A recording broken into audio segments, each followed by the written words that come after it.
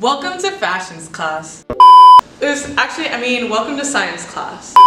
Actually, no, I mean both. Welcome to science fashion class, because today we're going to be talking all about NASA's spacesuit and all the innovations and a little fashion diary on what an astronaut is wearing when they go up into space.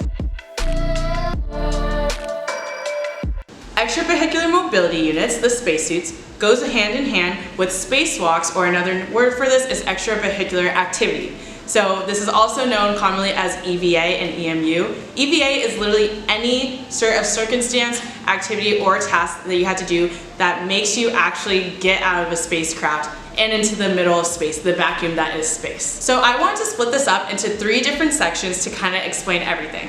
We're going to split it up into process, style, and function. So let's start off with style. Why are extravehicular mobility units, or spacesuits, white?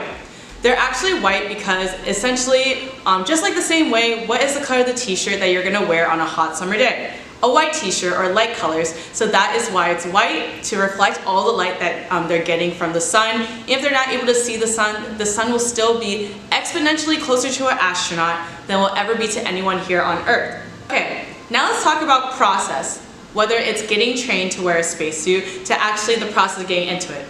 If anyone's had a quinceañera before, or if anyone's just gotten ready for prom, or have friends that are notorious for taking a long time to get ready, you know it can take anyone around 2 to 3 hours to get ready. And the same case goes for our extravehicular mobility using astronauts. This is made out of so many really cool materials, but the major thing is it takes around 2 to 3 hours in the loading dock for astronauts to actually put on these layers. Some layers are meant to expand, some layers are meant to be skin tight and look like pajamas.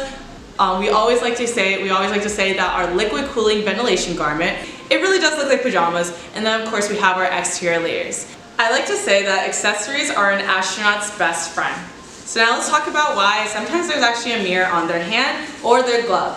Like literally, just imagine wearing 5 shirts right now and trying to look down your chest. It's gonna be pretty hard.